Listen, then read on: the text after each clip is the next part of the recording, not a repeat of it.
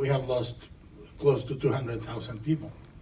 And a lot of them have gone to organ traffic, white slavery, drug dealing, killings of entire families. You know, in reality, especially being Mexican, things happen out of nowhere, and that's the real terror. You can be coming out of a dinner and somebody can be shot 10 meters away.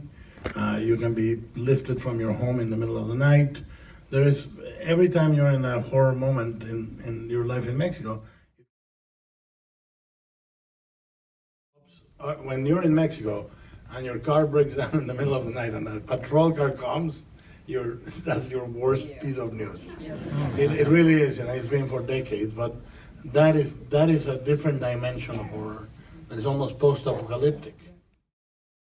We live in Mexico in a government, in a structure that is completely taken and co-opted by the drug trade in so many ways, you know, and it's very hard to know where it ends. It's not 3 people with guns or 4.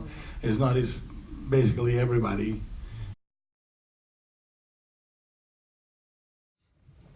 Yeah, but I mean, also the fact that Mexico has hellish conditions in many urban and non-urban areas didn't happen spontaneously, you know?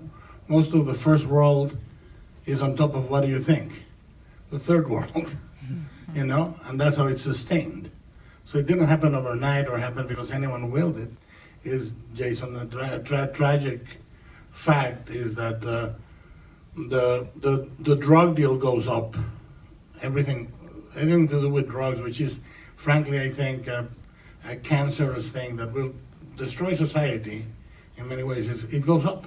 It starts at the bottom and goes up, and the higher it goes, the more expensive the drugs get, the more people get killed. And by the time somebody snorts at a party, he has killed 10 people and has destroyed the fabric of a lot of society. So that is something that is polarized in a really, really, really simple white hats and black hats guys. You know, these are the bad guys, these are the good guys. It's systemic. And it's not systemic of the country, it's systemic internationally. And at the bottom of all tragedies are kids. That's the thing that I feel is terrifying. And I mean, fairy tales were birthed at times of great need. I mean, lest we forget, Hansel and Gretel were taken to the woods and abandoned by their parents to die because they couldn't be fed. So, you know, fairy tales come out of this great need. And at the bottom of that food chain, at the bottom of that fable that we have created in a society that supposedly was going to work, are kids.